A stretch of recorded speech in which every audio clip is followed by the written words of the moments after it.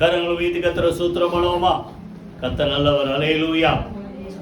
புதன்கிழமை ஜெபம் பண்ணும்போது என் மனசில் ஒரு சத்தியத்தை ஆண்டவர் பேசுனாரு. நிறைய விஷயம் நான் நோட் பண்ணி வச்சிருக்கேன்.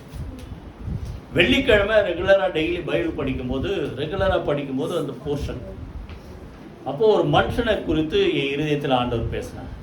அதை தான் இன்றைக்கி பார்க்க போகிறோம். அப்போஸ்தலர் நடபடிகள் எடுத்துங்க, 11ஆம் அதிகாரம் எடுத்துங்க. அப்போஸ்தலர் நடபடிகள் 11ஆம் அதிகாரம் 24வது வசனம், 178வது பக்கம்.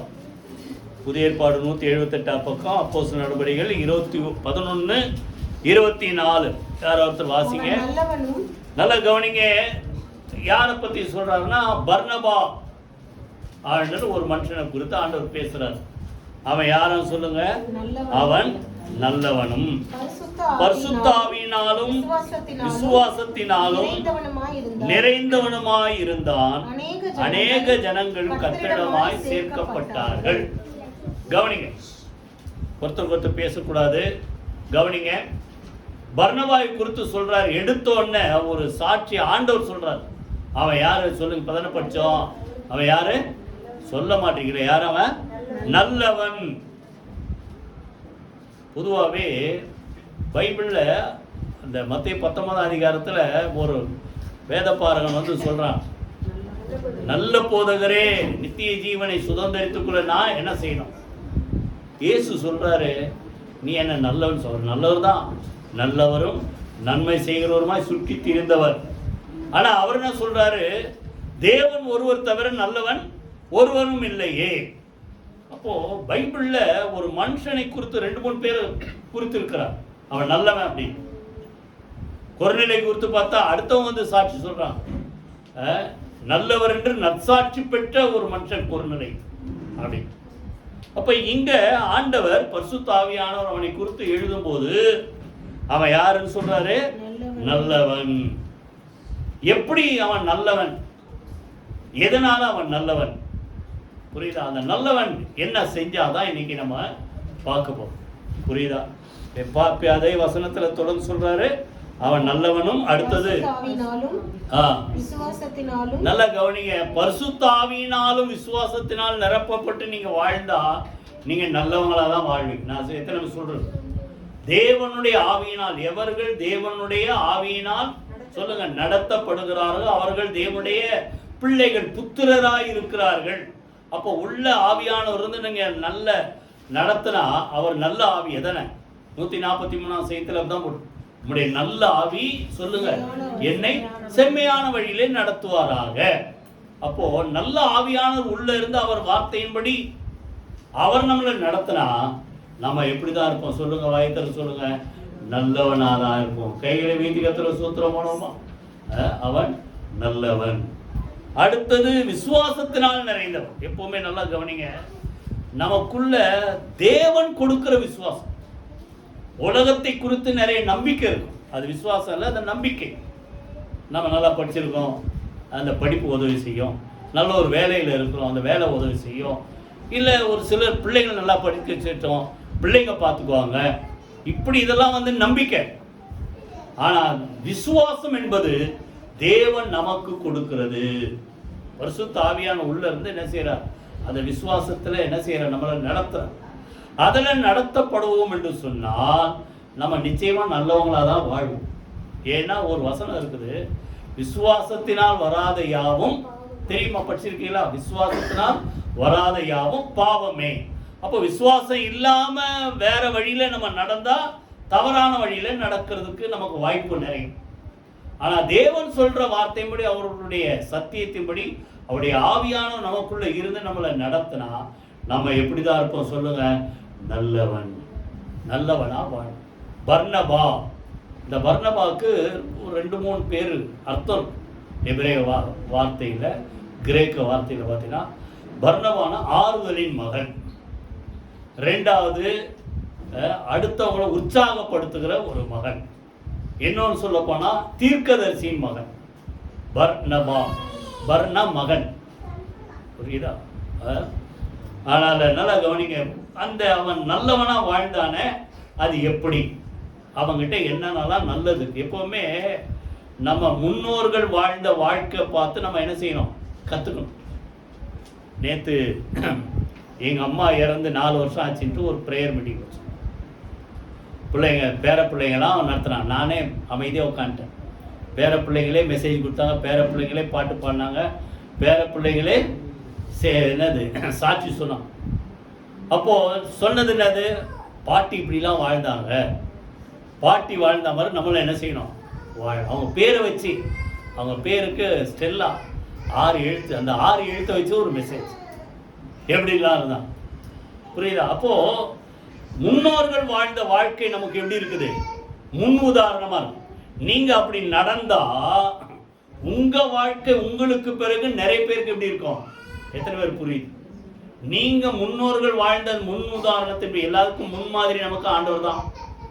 அந்த வழி இப்போ ஒரு பர்னபா பற்றி படிக்கணும், அவங்க எப்படிலாம் வாழ்ந்தாங்க, இதெல்லாம் நம்ம ஃபாலோ பண்ணி வாழ்ந்தா நம்ம வாழ்க்கை மற்ற மக்களுக்கு எப்படி இருக்கும், ஒரு முன் உதாரணமாக இருக்கும். கையில் வீதிகத்திர சூத்திரம் மனோமா அவன் ஏன் நல்லவன்ட்டு பார்த்தோம்னா இந்த பர்னபா குறித்து 5 குறிப்பு நம்ம பார்க்க போறோம். முதல்ல வாசிங்க அப்போஸ்தலர் நடபடிகள் 4ஆம் அதிகாரம் 36ஆம் வசனம். 4ஆம் அதிகாரம் சொல்லுங்க 36ஆம் வசனம் வாசிங்க. அவன் யாரு? ஊர் வந்து சீப்புரு தீவு, சைப்ரஸ், இன்னைக்கும் இருக்குது ஒரு கண்ட்ரி. அடுத்தது லேவியன், லேவி கோத்திரம். அடுத்தது அப்போஸ்தலரால் ஆறுதலின் மகன் என்று அர்த்தம் கொள்ளும் பர்னபா என்னும் மறுபேர் பெற்ற, ஆக்சுவலா அவன் பேர் வந்து யோசேப், பின்னால் அதெல்லாம் ஒரு பார்ப்போம், சரியா? அப்போ அவனுக்கு பேர் வைக்கிறாங்க. என்ன பேரு? யோசேன் பேரு. ஆனா அவனுக்கு இன்னொரு பேர் வைக்கிறாங்க. என்னது? அவன் யாரு? பர்னபா. அப்படின்னு என்ன அர்த்தம்? ஆறுதலின், வாயத்தன்னு சொல்லுங்க, ஆறுதலின் மகன் என்று அவனுக்கு என்ன செய்தாங்க சொல்லுங்க, பேர் வைத்தார்கள். இப்போ நல்லா கவனிங்க, உங்களை யோசிப்பார். நீங்க நிறைய பேருக்கு என்னன்னா, எனக்கு யாராவது வந்து ஆறுதல் சொல்ல மாட்டாங்களா? எல்லாருக்கும் இருக்குல்ல. அது என்னன்னா நம்ம என்ன சொல்றது, நம்மளால கண்ட்ரோல் பண்ண முடியாத, இல்லைன்னா என்ன சொல்றது, தாங்க முடியாத காரியங்கள் வரும்போது நமக்கு ஆறுதல் சொல்லுவாங்களான்னு நம்ம காத்திருந்தா அது தப்பு இல்லை. என் நேரமும் யாராவது வந்து நமக்கு ஏதாவது சொல்ல மாட்டாங்களான்னு இருக்காது. புரியுதா? நம்ம எத்தனை பேருக்கு பிரயோஜனமா இருக்கிறோம். பர்னபா வந்து அவனுக்கு 4 பேர் வந்து ஆறுதல் சொல்லணும்னு உட்கார்ந்துருக்கல. எத்தனை பேர் புரியுது? அவன் மற்ற மக்களுக்கு எப்படி இருக்கிறான் சொல்லுங்க, ஆறுதல் கொடுக்கிற ஒரு மகனா இருக்கும். அதான் பரிசுத்தாவியில் நிறைந்தவன்.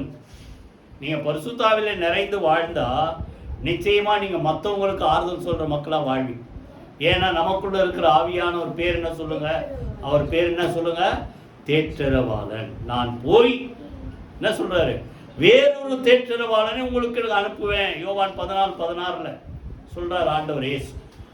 அப்போ அந்த தேற்றரவாளன் நமக்குள்ள இருந்தா அவர் நம்மளே தேற்றுவாரு. அடுத்து சொல்லுங்க, மற்றவர்களையும் என்ன செய்வார், தேற்ற செய்வார். யோசிச்சு பாருங்க.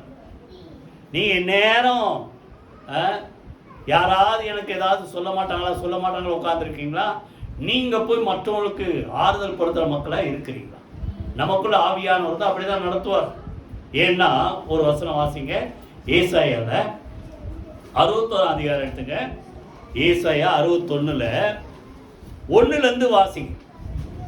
ஏசாயா 61:1 கர்த்தராகிய தேவனுடைய ஆவியானவர் சொல்லுங்க என்மேல் இருக்கிறார். அப்ப ஆவியானவர் நமக்குள்ள இருந்தா நாம எப்படி நடப்போம்? அந்த பர்னபா மாதிரி சிறுமைப்பட்டவருக்கு சுவிசேஷத்தை அறிவிக்க கர்த்தர் என்னை அபிஷேகம் எதுக்கு இருக்கிறாரு? அடுத்த ஆளுக்கு சத்தியத்தை அறிவிக்க.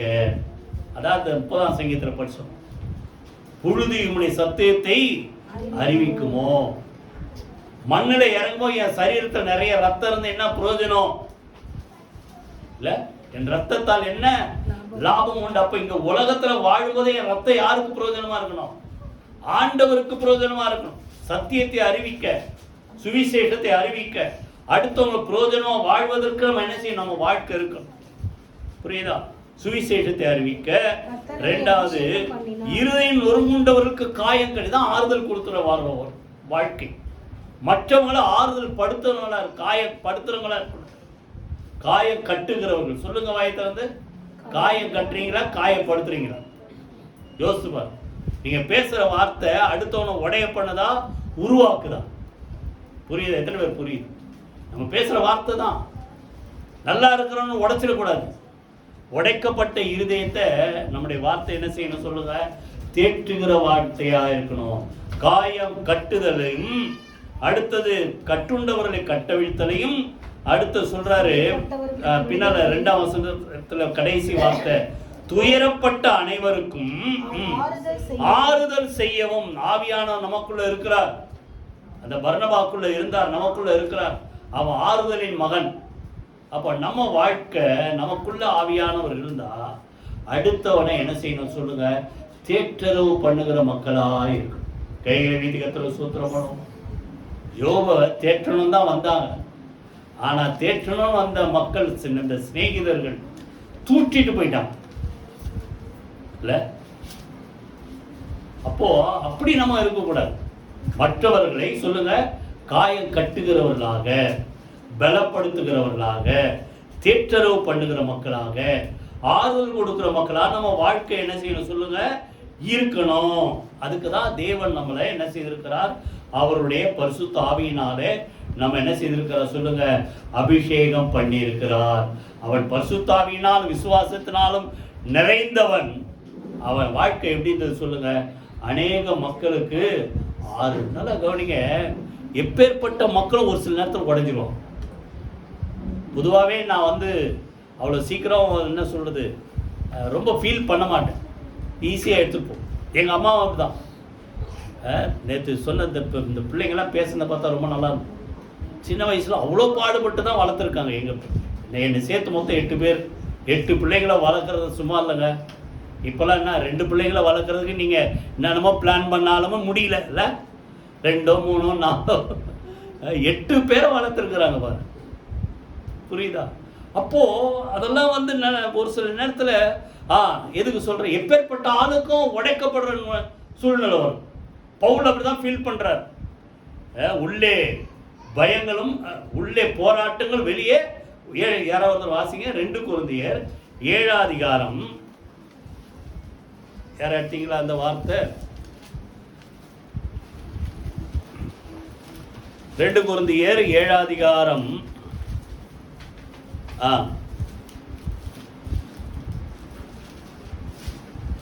5ஆம் வசனம் வாசிங்க. எப்படி என்றால், நாங்கள் மக்கதோனியா நாட்டிலே வந்தபோது எங்கள் சரீரத்திற்கு இளைப்பாறுதல் ஒன்றும் இல்லாமல் எப்பக்கத்திலேயும் உபத்திரவப்பட்டோம். புறம்பே போராட்டங்களும் பயங்களும் இருந்தன, உள்ளே பயம். பவுல் தான் எவ்வளவு நிருபம், ரோமர்ல இருந்து ஆரம்பிச்சு கொரிந்தியர் அப்படி வரிசையா பார்த்தா எல்லாரும் தேற்றுகிற ஒரு நல்ல ஊழியத்தை செஞ்ச மனுஷன். ஆனா அவர் சொல்றாரு, ஒரு சில சூழ்நிலையில எங்களுக்கு என்ன இல்லை, இளைப்பாறுதல் இல்லை, மனசு அங்கலாய்க்குது. வெளியே போராட்டம் வந்தோன்னா உள்ள என்ன வந்துருச்சு? பயம். பயம். அதான் கவனிங்க. வேதத்தை நல்லா படிக்கிற மக்களாக இருந்தால் நீங்கள் லேசில் கலங்க மாட்டீங்க. 2வது, நீங்கள் நல்லா ஜெபிக்கிற மக்களாக இருந்தால் லேசில் கலங்க மாட்டீங்க. புரியுதா? ஆனால் பவுல் அப்படிலாம் நல்ல ஒரு மனுஷன். ஆனால் அவரே சொல்கிறாரு, வெளியே போராட்டம், உள்ள என்ன வந்துச்சு? காட்டிக்க மாட்டோம்.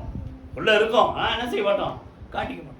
அந்த நேரத்தில் அவருக்கு எப்படி ஆறுதல் கிடைச்சுன்னா, 6ஆம் வசனம், ஆகிலும் சிறுமைப்பட்டவர்களுக்கு ஆறுதல் செய்கிற தேவன் தீத்து வந்ததினாலே எங்களுக்கு ஆறுதல் செய்தார். தீத்து யாரு? பவுல் கிட்ட ட்ரைனிங் எடுத்த ஒரு ஆள். தீத்து, தீமோத்தேயு இதெல்லாம் பார்த்தா அவர்கிட்ட கத்துக்கிட்ட நிறைய ஒரு பெரிய லிஸ்டே சொல்லலாம்.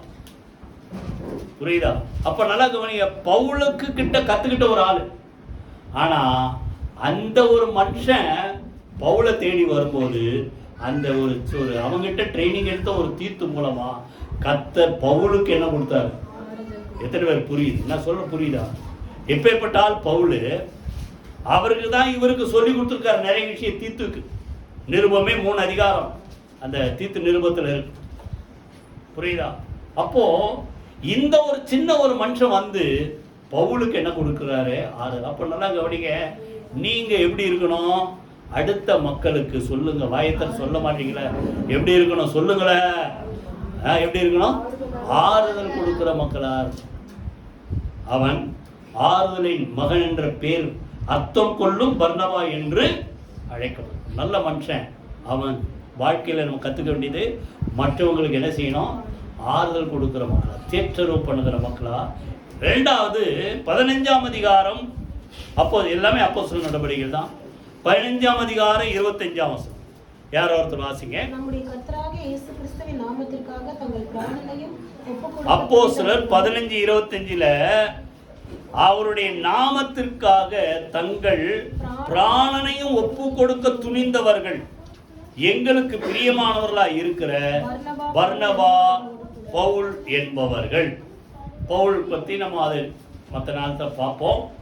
இன்னைக்கு நம்ம யாரை பத்தி பார்க்குறோம்? பர்னபா. இப்போ பர்னபா முதல்ல சொல்லுங்க, நல்லவன். எதனால? ஆறுதல் கொடுக்குற மனுஷன். ரெண்டாவது, அவன் யாராம்? ஆண்டவர் நாமத்துக்காக உயிரை கூட துச்சமா நினைக்கிற மனுஷன். இப்போ ஒரு தியாகம் உள்ள ஒரு மனுஷன். என்ன சொல்ல போனா ஆண்டவர் நாமத்துக்காக வைராக்கியம் உள்ள, எத்தனை பேர் புரியுது? ஒரு வைராக்கியம் உள்ள மனுஷன். என்ன ஆகும்? உயிர் போனா கூட பரவாயில்ல, நான் யாருக்கா வாழணும்? சொல்லுங்க, ஆண்டவருக்கா. அப்படிதானே? இந்த தானியேல் 3ஆம் அதிகாரத்துல 60 முழம் உயரம், 6 முழம் அகலம், உலக பெரிய பொற்சிலை பணி செஞ்சு நேபுகாத்நேச்சார் என்ன சொல்றாரு? தாழ விழுந்து சும்மா அப்படி வணங்குற மாதிரி வணங்கி என்ன செய்ய, ஏமாத்திடக்கூடாது. ஆனால் என்ன பண்ணு? தாழ விழுந்து பணிந்து கொள்ள அந்த 6 கீத வாத்தியங்கள் வாசிக்கும் பொழுது எத்தனை 6? 3 6 வந்துச்சா? 6 கீத வாத்தியங்கள் வாசிக்கப்படும் போது நீ தாழ விழுந்து பணிந்து கொள்ளனா எங்க தூக்கி போட்டுருவேன். எல்லாரும் நான் நிறைய தடவை படிச்சிருக்கோம். தானியேல் 3ஆம் அதிகாரம். எரிகிற அக்கினி சூளையிலே போடப்படுவார்கள். அப்போ எல்லாம் தாழ விழுந்து பணிஞ்சுக்கிட்டாங்க. அந்த 3 பேர் ஆண்டவருக்கா வைராக்கியமா இருந்த 3 பேர், சாத்ராக், மேஷாக், ஆபேத்நேகோ பணிந்து கொள்ளணும். எல்லாம் பிளாட்டா இருக்கு. 3 தலை மாத்திரம் நிக்குது. உடனே குற்றம் சாட்டி வந்தது சார். இந்த 3 பேர் ராஜாவை என்ன செய்யல? மதிக்கல. கட்டளையை என்ன செய்யல? மதிக்கல. இப்போ ராஜாவுக்கு கோபம் வந்து இந்த சூளையை சும்மாவே உள்ள போனா பஸ்மமாயிடும். ஃபர்னஸ். புரியுதா? இப்போ எத்தனை மடங்கு சூடாக்குறாரு? 7 மடங்கு சூடாக்க சொல்றாரு. அந்த 3 பேர் சொன்னது இதான் பக்தி வைராக்கியம். புரியுதா? நீங்க எங்களை எங்க போட்டாலும், அக்னி சூளையில போட்டாலும் சரி, புரியுதா? எங்கள் தேவன் நாங்களா அந்த அப்புறம் நீங்க படிச்சு பாருங்க. தானியேல் 3ஆம் அதிகாரம் 16 17 2 வசனத்தை படிச்சு பாருங்க. நாங்கள் ஆராதிக்கிற தேவன் எங்களை தப்புவிக்க வல்லவராய் இருக்கிறார். அவர் ராஜாவாகி உம்முடைய கைக்கு தப்புவிப்பார். அடுத்தது எரிகிற அக்கினி சூளைக்கு தப்புவிப்பார்.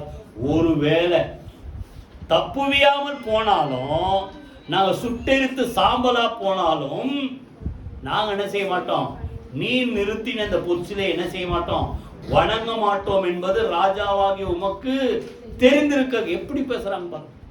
பேசக்கூட அந்த தைரியம் என்னன்னா, தேவன் மேல வச்சிருக்கிற பக்தி வைராக்கியம் அவங்களை பேச வச்சு. இப்பெல்லாம் பரவாயில்ல, அப்படியே ஓடுது. இன்னும் வரப்போற நாட்கள்ல எப்படிப்பட்ட காலங்கள் வரும் தெரியும். ஏன்னா தீமோத்தேயுல பவுல் எழுதுறார், வருங்காலங்களில் கொடிய காலங்கள் வரும் என்று அறிவீர்களாக. கொடிய காலங்கள் வரும்போது எத்தனை பேர் நிற்போம் தெரியாது. புரியுதா? அப்போ அந்த பக்தி வைராக்கியம் இருந்தா என்ன வந்தாலும் சரி, புரியுதா?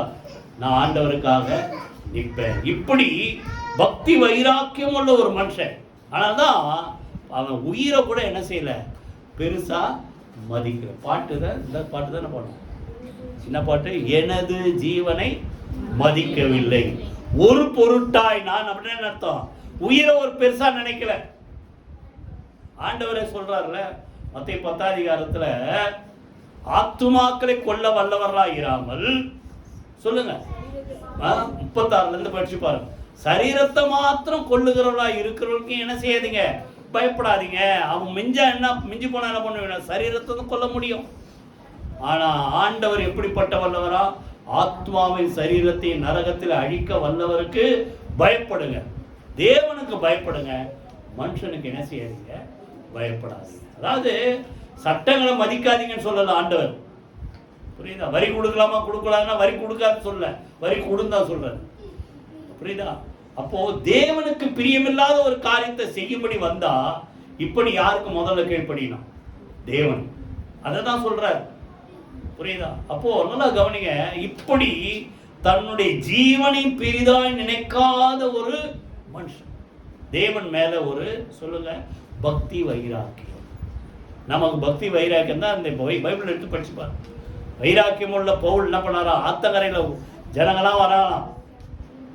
வந்தவொடனே அவங்க வந்து எல்லாருக்கும் யாரை பத்தி சொல்றாரு? சொல்லுங்க, இயேசு கிறிஸ்துவை குறித்து சொல்றாரு. அப்போ பர்னபாவுக்கு பக்தி வைராக்கியம் உயிரை கூட பெருசா நினைக்கல.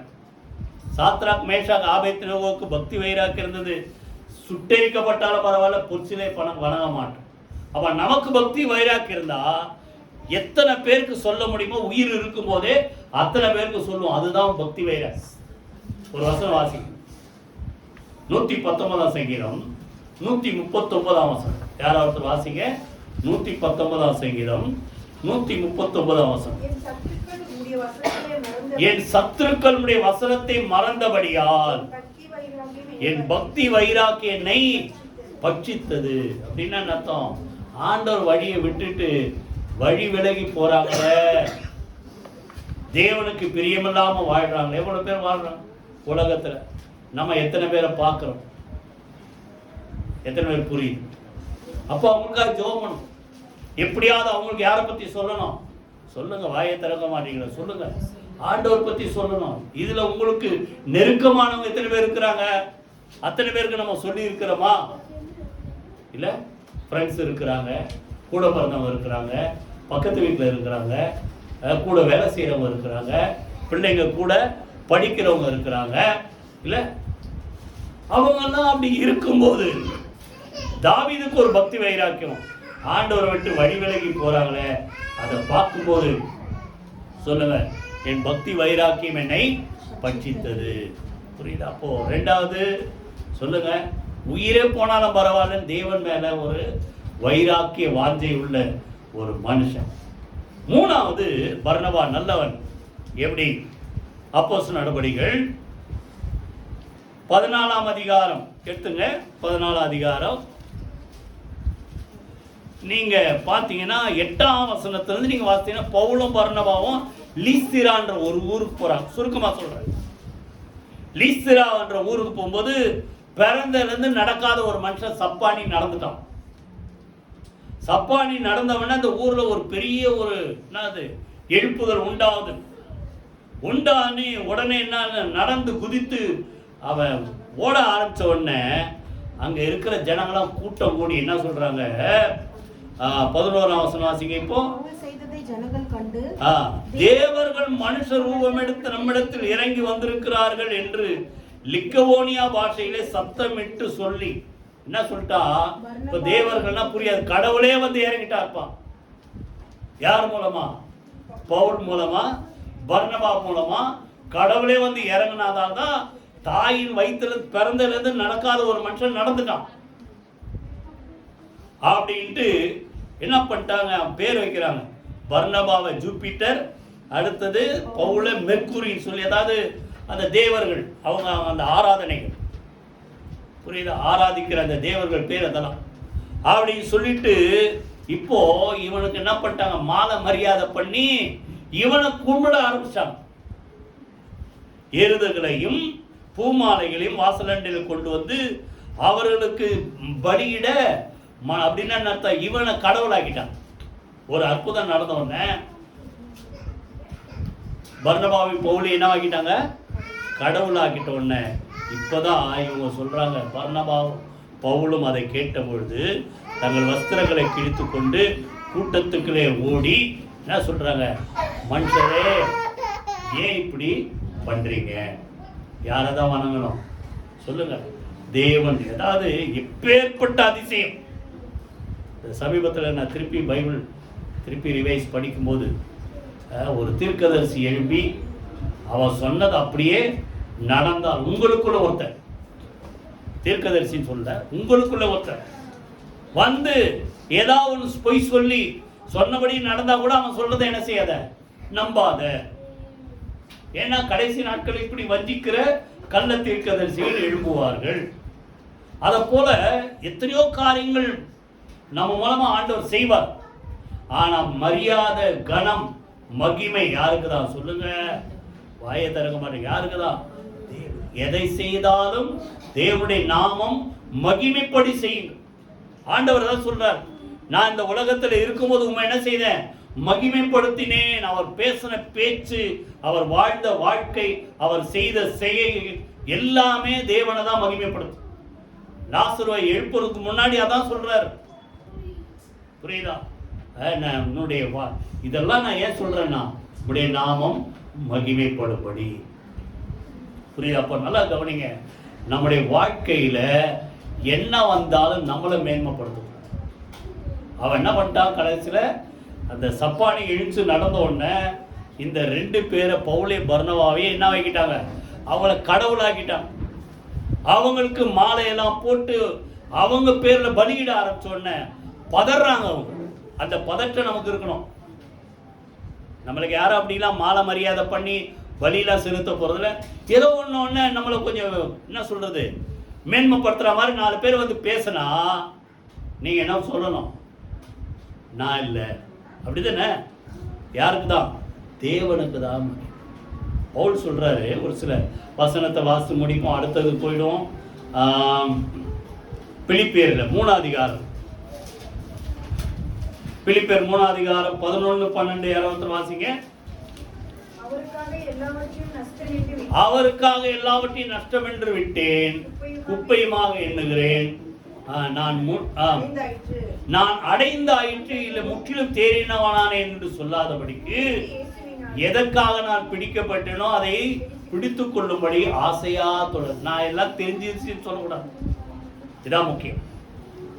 இன்னும் கற்றுக்கொள்ள வேண்டியது, சொல்லுங்க வாய் திறந்து, கற்றுக்கொள்ள வேண்டியது நிறைய இருக்குது. பைபிள்ல எத்தனை தடவை நீங்க படிச்சாலும் சரி, ஒவ்வொரு தடவை படிச்சாலும் இது வரைக்கும் நமக்கு இதை தெரியலேன்னு தான் இருக்கும். இது வரைக்கும் நமக்கு தெரியலையே. அப்போ ஒவ்வொரு தடவை படிக்க படிக்க படிக்க என்ன சொல்றது, கடல் மாதிரி. அது கடல் மாதிரி. அதுல எவ்வளவு இருக்குது கற்றுக்கொள்ள வேண்டி. பவுலதான் சொல்றாரு, நம்ம கத்துக்கிட்டோம்னு சொல்லக்கூடாதான், ஆசையா என்ன செய்யறேன், அவர் கற்றுக் கொடுக்கும்படி போயிட்டே இருக்கிறேன். எதை செய்தாலும் தேவன் மகிமை. இன்னொரு இடத்துல சொல்றாரு, 2 கொரிந்தியர் 3ஆம் அதிகாரம் 5ஆம் வசனத்துல, ஏதாயிலும் செய்வதற்கு நாங்கள் எங்களாலே 2 கொரிந்தியர் 3:5 எங்களால் ஏதாகிலும் ஆகும் என்பது போல யோசிக்கிறதற்கு நாங்கள் எங்களாலே தகுதியுள்ளவர்கள் அல்ல. எங்கள் தகுதி யாராலதான்? தேவனால் உண்டாயிருக்கிறது. ஆமா. இப்ப இவ்வளவு வசனம் நான் சொல்றேன்னா, நானா சொல்றேன்? பைபிள் படிக்கும்போது ஆண்டவர் சொல்றாரு, நோட் பண்ணி உங்களுக்கு சொல்றேன். அவ்வளவுதான். எங்களால் ஒன்றும் அல்ல. எங்கள் தகுதி யாராலதான்? அவர் இல்லைன்னா ஒண்ணும் இல்லை. இல்ல, ரத்தம் சிந்தி நம்மளை மீட்டெடுத்தவர் யாரு? அவர் தான். கிரையை கொடுத்தவர் யாரு? அவர் தான். புரியுதா? நமக்கு எல்லாம் கற்றுக் கொடுக்கிறவர் யாரு? அவர் தான். எல்லாமே அவர் தான். எங்களால் ஒன்றும் இல்லை. எங்கள் தகுதி யாரால? தேவன். அதை விட்டுட்டு நமக்கு எல்லாம் தெரியும்னா, அந்த யாரு? ஏரோது. அப்போஸ் 12ஆம் அதிகாரத்தில் பார்த்தா பிரசங்கம் பண்ண ஆரம்பிச்சாங்க. உடனே என்ன பண்ணிட்டாங்க, இது மனுஷ சத்தம் அல்ல, இது தேவ சத்தம் புகழ்ந்தான் கூடி இருக்கிற மக்கள். ஏரோது ராஜா பிரசங்கம் பண்ண உடனே அப்போ அவன் என்ன பண்ணிடுவேன், எப்பா நான் சாதாரண மனுஷன் தான்ப்பா, ராஜாவா இருந்தாலும் நான் மனுஷன் தான், யாரை மகிமைப்படுத்து? தேவனை மகிமைப்படுத்துதா அவர் தப்பிச்சிருப்பார், பழைச்சிருப்பார். அவன் தேவனுக்கு மகிமை செலுத்தாதபடினால் ஒன்னல்ல, ஒரு தேவ தூதன் அனுப்பினார், 2 தட்டு தட்டினாரு. எப்படி செத்தானா? புழு.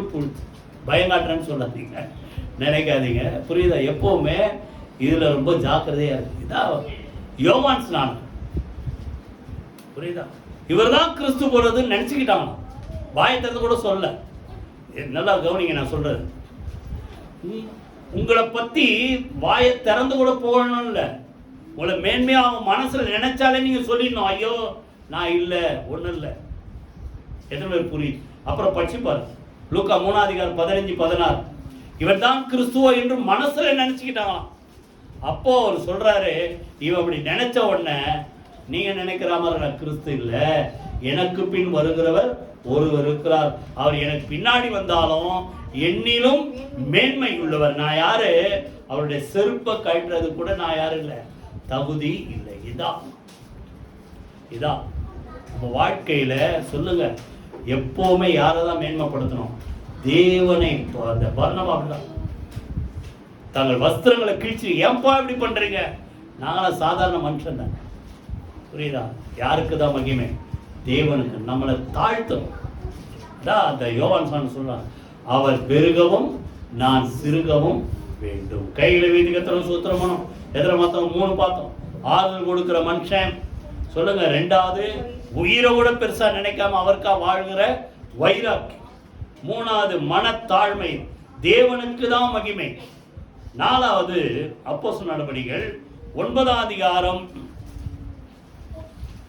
அப்போஸ்தலர் நடபடிகள் 9ஆம் அதிகாரம் 26, 27 2 வசனம் வாசி. எருசலேமுக்கு வந்து சீஷருடனே சேர்த்துக் கொள்ள பார்த்தான். அவர்கள் அவனை சீஷர் என்று நம்பாமல் எல்லாரும் அவனுக்கு பயந்து இருந்தார். நல்லா கவனிங்க. சவுலை பத்தி நீங்க 9ஆம் அதிகாரம் ஆரம்பத்திலே பார்த்தா, சவுல் என்பவன் சீஷரை பயமுறுத்தி அநேகரை கொலை செய்யும்படி என்ன செய்யறான்? பிரதான ஆசிரியர்கிட்ட உத்தரவு கொண்டு சபையை பாழாக்கி கொண்டது ஒரு மனுஷன். எத்தனை பேரை கொலை பண்ண முடியும் அத்தனை பேரை கொலை பண்றதுக்கு வழிவகை செய்த ஒரு மனுஷன். சேவான் அங்க கொல்லப்படும் போது அந்த கல்லெறிகிற மனுஷனுடைய வஸ்திரத்தை இவர் தான் பாதுகாத்தார். அதெல்லாம் பின்னால இருக்கு. அப்படிப்பட்ட ஒரு மனுஷனை யாரு சந்திக்கிறாரு? ஆண்டவர் சந்திக்கிறார். தமஸ்குக்கு போற வழியில அவன் போற நோக்கமா தான் சீஷர்களுக்கு தீமை செய்யணும், அவங்களை கொலை பண்றதுக்கு அதிகாரம் பெற்றுக்கொள்ளணும்ட்டு போறார். போற வழியில ஆண்டவர் அவனை தொட்டுட்டார். தொட்டவன, யாரப்பா நீ? ஆண்டவரை நீங்க யாருன்னொன்னே, நீ துன்பப்படுத்துகிற இயேசு நான் தான், முள்ளில் உதைக்கிறது உனக்கு கடினன்னொன்னே, ஆண்டவரை நீர் என்ன செய்ய? இதெல்லாம் அவனுடைய தரிசனம். இப்போ அவனை ஆண்டவர் காத்திருக்க வைக்கிறார். காத்திருக்க வச்ச உடனே அனனியான்ற ஒரு ஆள் அனுப்புறார். இதெல்லாம் நான் ஒரு 2-3 வாரத்துக்கு முன்னாடி பேசினேன்னு. அனனியா ஒருத்தர் வந்து என்ன பண்றாரு? இவர் மேல கையை வச்சோன்னே இவருடைய அந்த அந்த வெளிச்சத்தின் மகிமையினால கண் பார்வை இழந்த சவுலுக்கு பார்வை கிடைச்சிச்சு. காத்திருந்து ஜெபம் பண்ணிட்டு இப்போ ஆண்டவர் சொல்றார், நீ என்னை பத்தி என்ன செய், எல்லா இடத்துலையும் சொன்னப்போ சபையை பாழாக்கி சீஷர்கள் அநேகரை கொலை செய்த ஒரு சவுல், அவனை கர்த்தர் பவுலா மாத்தி அவன் வாழ்க்கையை மாத்தி ஆண்டவருக்கு ஊழியம் செய்ய வச்சார். இப்போ எல்லாருக்கும் இவனுடைய பழைய வாழ்க்கை தான் தெரியும். சவுல்னா யாரு? சர்ச்சை பாழாக்குன ஒரு மனுஷன், நிறைய பேரை கொலை பண்ண ஒரு மனுஷன். ஆனால இவர் வந்து ஊழியம் செய்யணும்னு நினைச்சா கூட இவருக்கு வாய்ப்பு இல்லாம அவனை விலக்கி வச்சிருக்கான். அதான் அதை நம்ம படிச்சோம். சீஷன் என்று நம்பாமல் எல்லாரும் அவனுக்கு பயந்திருந்தார்கள். இப்போ யார் தான் அந்த பவுலை சேர்த்துக்கிட்டது? பர்னபா என்பவன் அவனை சேர்த்து கொண்டு அழைத்து கொண்டு போய் வழியில அவன் கர்த்தரை சந்திச்சதையும் ஆண்டவரோட பேசுனதையும் விவரமா சொல்லி, புரியுதா, மற்றவர்களுக்கு பவுலை பத்தி ஒரு இன்ட்ரோடியூஷன் கொடுத்து இவனை பத்தி என்ன செய்யலாம், நம்ம சேர்த்துக்கலாம், இவன் நல்லா ஊழியம் செய்யலாம். இப்போ நல்லா கவனிங்க, மற்றவர்களை உற்சாகப்படுத்துகிற ஒரு வாழ்க்கை. சொல்லுங்க வாய் தருது. எல்லாரும் விலைக்கு வச்சுட்டாங்க பவுலை, நம்பல. நீ எதை தான் பார்க்குற? நீ சர்ச்சை கெடுத்த, சபையை பாழாக்குன, சீஷர்களை கொலை பண்ண, இதை தான் பார்க்குறாங்களே தவிர அவனுடைய மறு வாழ்க்கை ஆண்டவர் தொட்ட பிறகு அவன் எப்படி மாறினான் அதை நம்பருக்கு தயாரா இல்லை. ஆனால் பர்னபா தான் தைரியமா மற்றவங்கிட்ட சொல்லி அவனை சேர்த்து கொண்டப்ப. நல்லா கவனிங்க, நம்ம வாழ்க்கை எப்படி இருக்கணும் சொல்லுங்க? மற்றவர்களை சொல்லுங்க உற்சாகப்படுத்துகிற ஒரு வாழ்க்கை. ஆக்சுவலா பர்னபா ஆரம்பம் தெரியுமா உங்களுக்கு? முதல்ல யூதாஸ் என்ன பண்ணிட்டான்? காட்டி கொடுத்த உடனே என்ன பண்ணிட்டான்? அந்த 4 கொண்டு சேர்த்தான். இது எல்லாரும் தெரியும். இப்போ யூதாஸ் இழந்து போன இடத்துல இன்னும் ஒரு ஆளு நிறுத்தணும். அப்போஸ்தலர் நடவடிக்கைகள் 1 அதிகாரத்திலே வராரு.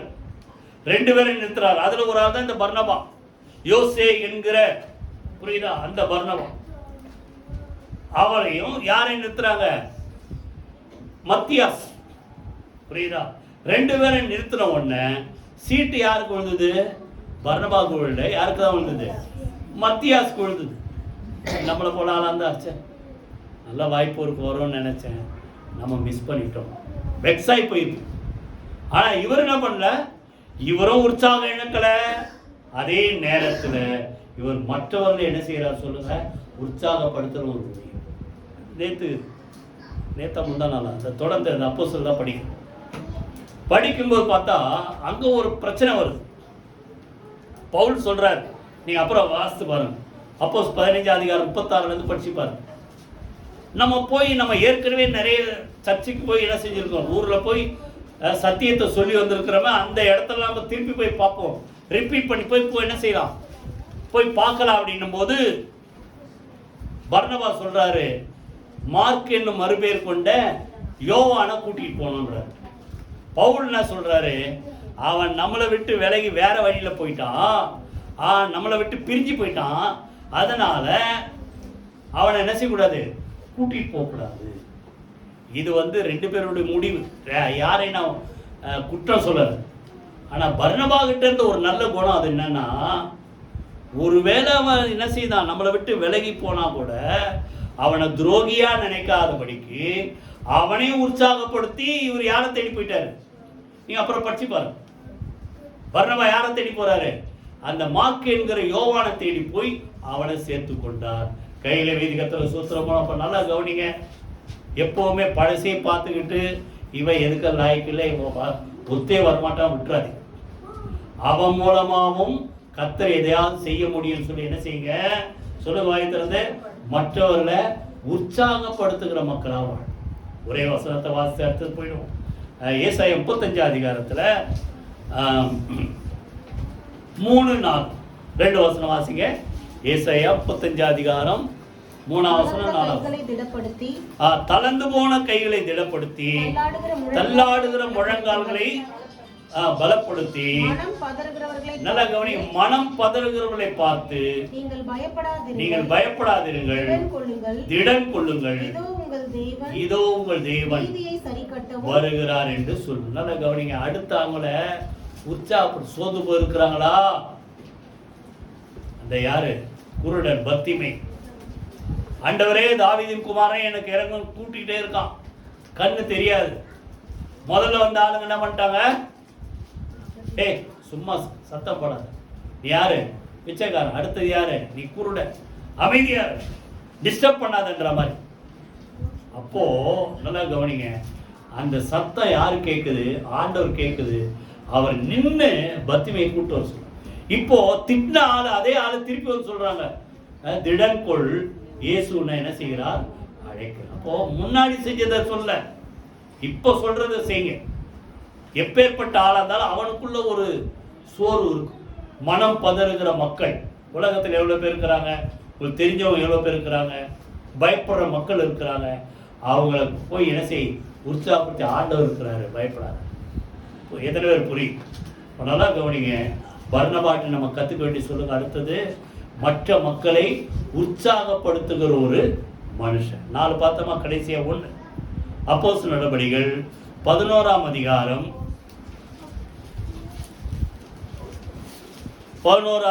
27 நீங்க பாத்தீங்கன்னா,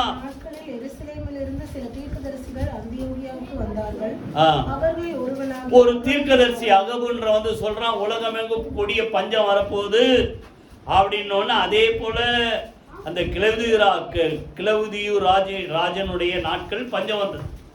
உடனே அந்த பஞ்சத்துல ஊழியக்காரங்க என்ன செய்யக்கூடாது, கஷ்டப்படக்கூடாதுன்ட்டு 29 வசனத்துல, சீஷர்கள் அவரவர் தங்கள் திராணிக்கு தக்கதாக யூதேயாவில் குடியிருக்கிற அந்த சகோதரருக்கு உதவியாக பணம் சேகரித்து அனுப்ப வேண்டும் என்று தீர்மானம். நல்ல கவனிங்க, இது ஒரு நல்ல பழக்கம். கஷ்டப்படுற மக்களுக்கு என்ன செய்யணும், உதவி செய்யணும். இப்ப 2வது, அப்படியே அவர்கள் சேகரித்து யார் மூலமா அனுப்புறாங்க, பர்னபா சவுல் என்பவருடைய கையிலே கொடுத்து மூப்பர் இடத்துக்கு பணம் நிறைய சேருது. யார் மூலமா அனுப்பணும், ஏன்னா ஏற்கனவே பஞ்சத்துல கஷ்டத்துல இருக்கிறாங்க. எத்தனை 1000 கொடுத்தாங்க, எத்தனை லட்சம் கொடுத்தாங்க எழுதல.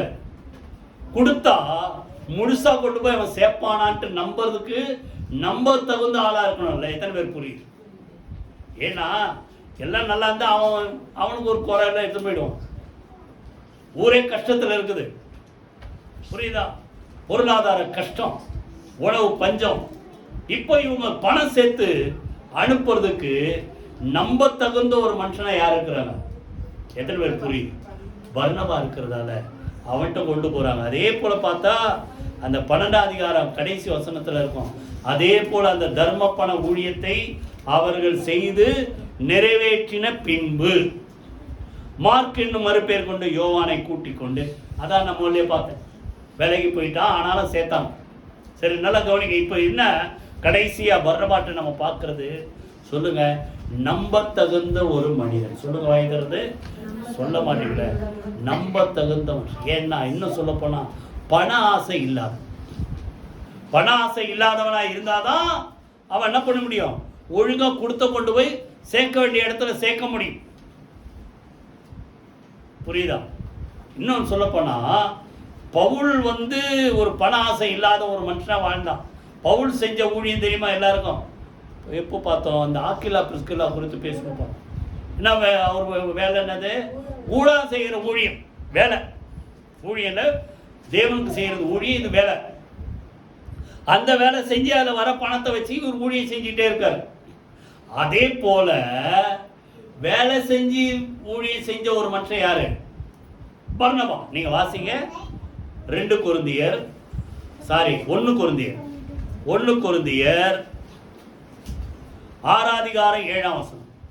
நீங்கள் ஒருவரோடொருவர் வழக்காடுகிறது எவ்விதத்திலும் 9ஆம் அதிகாரம் 6-7. 9ஆம் அதிகாரம் 6-7. அல்லது கைத்தொழில் செய்யாதிருக்கிறதற்கு எனக்கும் பர்னபாவுக்கும் மாத்திரம்தான அதிகாரம் இல்லை. நல்லா கவனிங்க.